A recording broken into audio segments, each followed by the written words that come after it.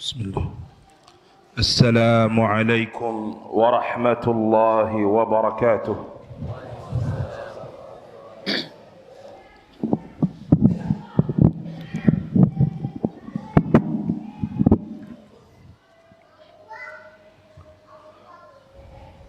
Innal hamdalillah nahmaduhu wa nasta'inuhu wa nastaghfiruhu wa nastahdihi ونتوب إليه ونعوذ بالله من شرور أنفسنا وسيئات أعمالنا من يهده الله فهو المهتد ومن يضلل فلن تجد له وليا مرشدا أشهد أن لا إله إلا الله وحده لا شريك له وأشهد أن محمدا عبده ورسوله لا نبي ولا رسول بعده صلى الله وسلم وبارك عليه وعلى آله وأصحابه ومن اهتدى بهديه واستنى بسنته إلى يوم القيامة قال ربنا جل جلاله في القرآن العظيم يا أيها الذين آمنوا اتقوا الله حق تقاته ولا تموتن إلا وأنتم مسلمون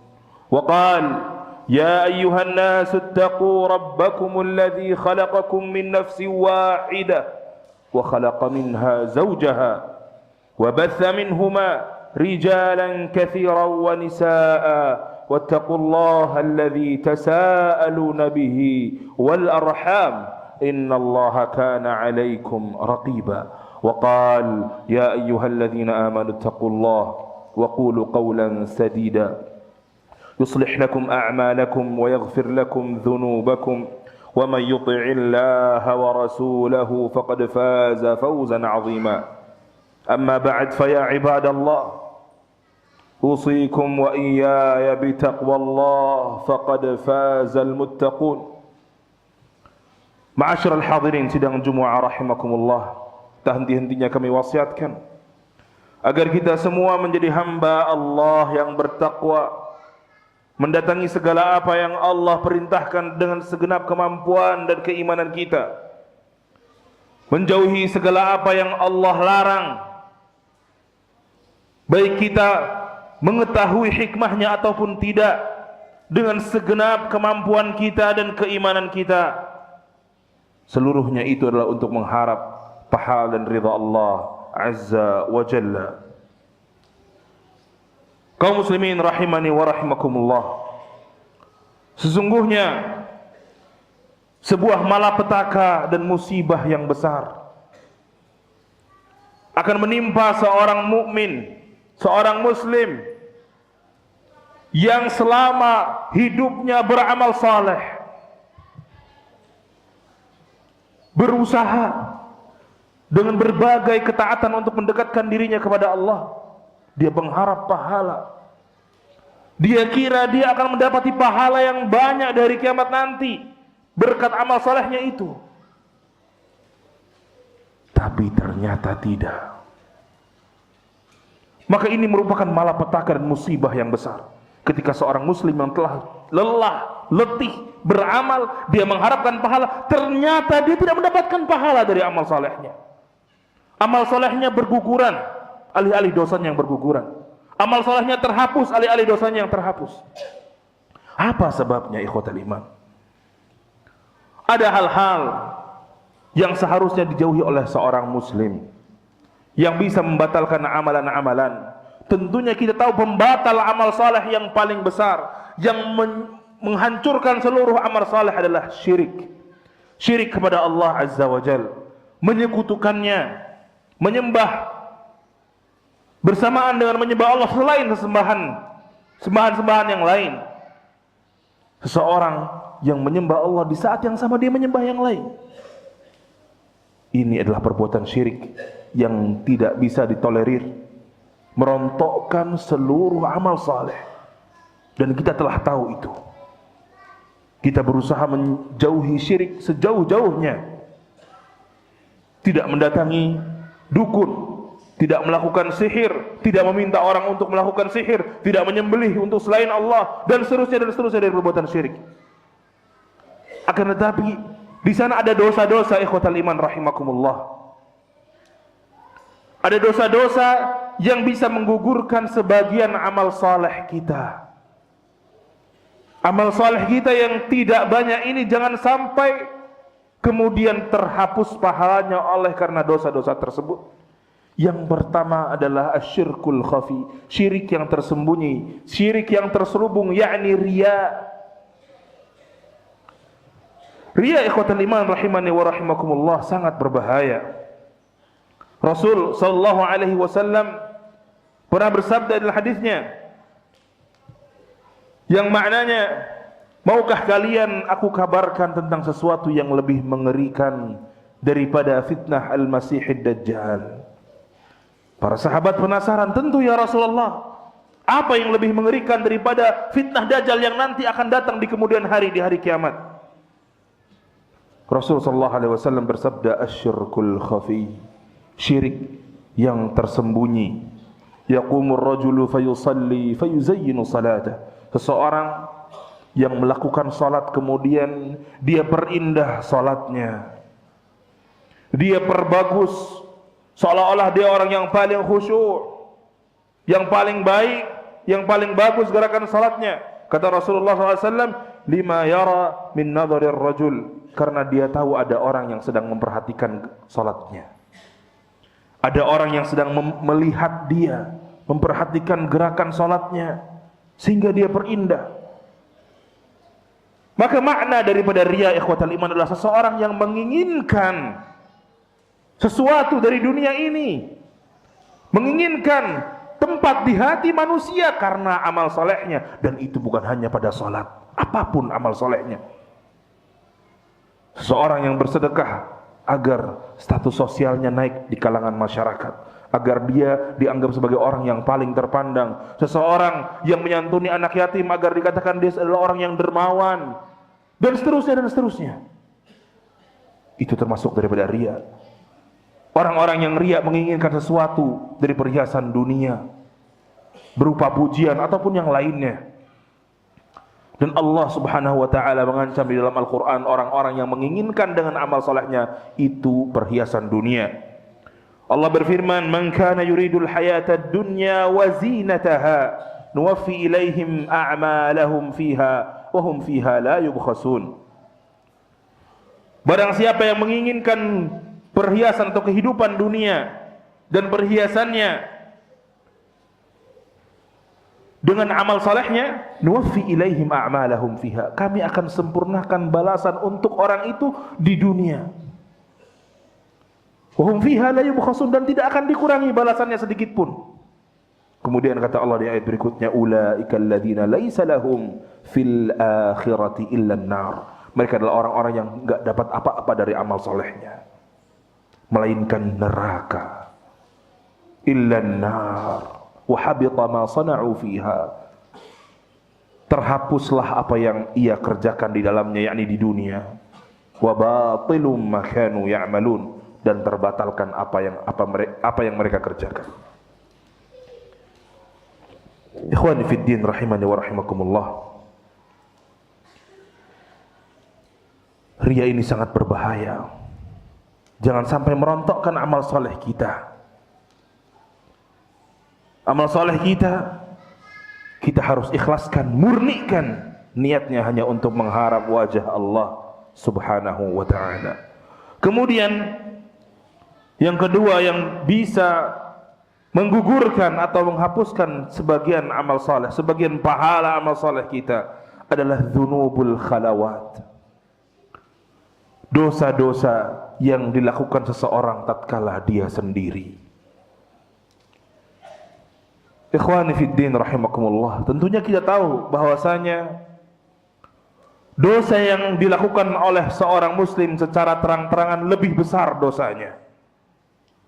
Seseorang seharusnya tidak menampakkan kemaksiatannya, tidak menampakkan perbuatan dosanya. Akan tetapi di luar sana sebagian kaum muslimin, mereka gemar sekali melakukan dosa tersebut ketika dia sendiri. Seolah-olah dosa itu sudah menjadi habit, kebiasaan yang melekat pada dirinya. Bahkan saking seringnya dia melakukan dosa itu, tidak ada lagi penyesalan. Dia menganggap itu dosa yang biasa. Dia tidak lagi merasa Allah melihat dia, Allah mengawasinya. Dia tidak lagi takut malaikat mencatat amal solehnya. Saking terbiasanya dia melakukan dosa itu dikala dia sendiri. Rasul sallallahu alaihi wasallam bersabda di dalam hadisnya, la a'lamanna aqwaman min ummati ya'tuna yaumal qiyamah bihasanat. Sungguh aku tahu dari umatku ada sekelompok kaum yang datang di hari kiamat dengan pahala yang begitu banyak. Amthala jibal Tihamah, amthala jibal Tihamah, sebagaimana banyaknya atau besarnya gunung-gunung pegunungan Tihamah, salah satu pegunungan yang ada di Jazirah Arab. Pahalanya begitu banyak mereka, kata Rasulullah, seperti gunung-gunung Tihamah. Fayaj'aluha Allahu haba'an manthura, kemudian Allah jadikan amal solehnya yang begitu banyak itu seperti debu yang berterbangan, tidak ada artinya. Kemudian sahabat yang meriwayatkan hadis ini, Thauban radhiyallahu anhu, berkata kepada Rasulullah, sifhum lana, jallihim lana, alla nakuna minhum wa nahnu la na'lam. Sebutkan ciri-ciri mereka wahai Rasulullah, agar kami tidak menjadi seperti mereka sedangkan kami tidak menyadarinya. Kemudian Rasulullah SAW bersabda, amma innahum ikhwanukum wa min jildatikum, mereka itu adalah saudara-saudara kalian, bahkan sebangsa dengan kalian. Wa ya'khuduna minal laili kama ta'khudun, mereka bahkan di malam hari gemar melaksanakan salat malam, tahajudnya luar biasa. Walakinnahum aqwamun idza khalau bimaharimillah intahakuha, akan tetapi mereka adalah sekelompok kaum yang setiap mereka dalam keadaan sendiri dan memungkinkannya untuk berbuat dosa, untuk berbuat maksiat, mereka segera melakukannya. Na'udzubillah. Berapa banyak di antara kita, di antara kaum muslimin yang masih bermudah-mudah dengan dzunubul khalawat, dengan dosa-dosa yang dilakukan ketika dia sendiri, ketika dia dengan handphonenya, dengan gadgetnya. Mungkin gak ada mata manusia yang memperhatikannya, tapi ketahuilah ikhwatal iman, Allah tidak pernah berhenti mengawasi kita. Allah As-Sami'ul Basir, yang maha mendengar kita, yang maha melihat, tidak pernah luput pengawasannya dari kita sedetik pun. Dan selalu ada malaikat yang mencatat amalan kita, yang baik maupun yang buruk, yang kecil maupun yang besar, tidak ada yang luput dari catatan malaikat-malaikat Allah. Ikhwatal iman, rahimani wa rahimakumullah. Suhnun rahimahullah berkata, iyyaka an takuna aduwan li iblis fil alaniyah, sadiqan lahu fis sir. Janganlah engkau sok menjadi musuhnya iblis di kalangan atau di khalayak ramai, ketika mata manusia memandangmu seolah-olah engkau orang yang paling baik, orang yang paling saleh. Sadiqan lahu fis sir, sedangkan engkau menjadi temannya iblis dalam keadaan sendiri. Wal'iyadzu billah. Kemudian ikhwatal iman rahimani wa rahimakumullah, di antara yang membatalkan amal saleh adalah kezaliman. Kezaliman ini banyak bentuknya. Ikhwati fillah rahimakumullah, ada kezaliman pada kehormatan seorang muslim, pada kehormatan seseorang yang harusnya kita jaga kehormatannya. Ada kezaliman pada jiwa seseorang yang membunuh orang lain. Ada kezaliman pada harta seseorang yang mengambil atau memakan hak orang lain, atau sesuatu yang bukan menjadi haknya. Kemudian harta itu dia konsumsi, dia gunakan untuk kepentingannya. Ikhwatul iman rahimani wa rahimakumullah. Ini adalah 3 bentuk kezaliman secara umum, yang mana pada umumnya semua kezaliman termasuk dalam 3 perkara tersebut. Rasulullah SAW bersabda, Man kana indahu mazlamatun li akhihi falyatahallalhu minhu al-yawm. Barang siapa yang pernah menzalimi saudaranya, hendaknya dia minta dihalalkan hari ini. Qabla an la yakuna dirhamun wala dirham. Sebelum datang hari kiamat di mana dinar dan dirham tidak laku lagi.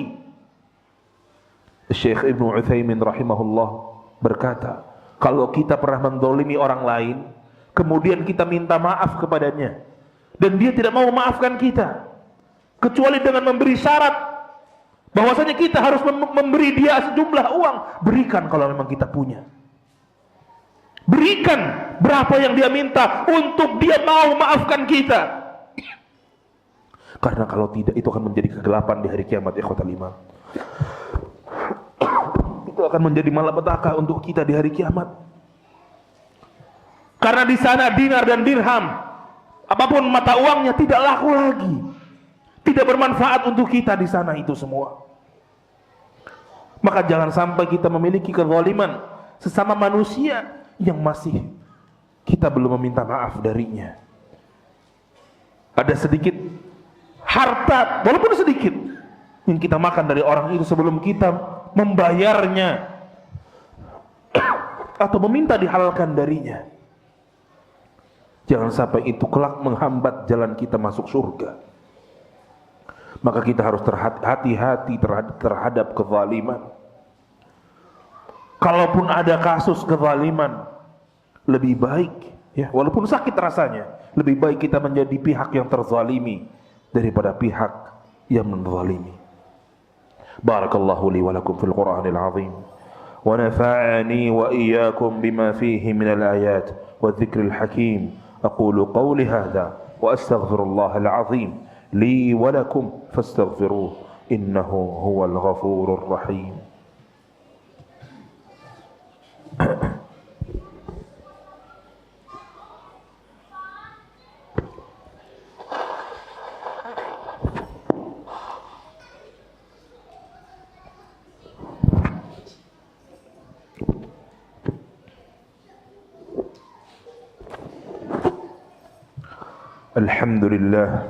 Alhamdulillah wa kafa wa salawatu rabbi wa salamuhu ala al-mustafa wa ala alihi wa ashabihi ahli sidq wal wafa wa ba'd. Ikhwatal iman rahimani wa rahimakumullah.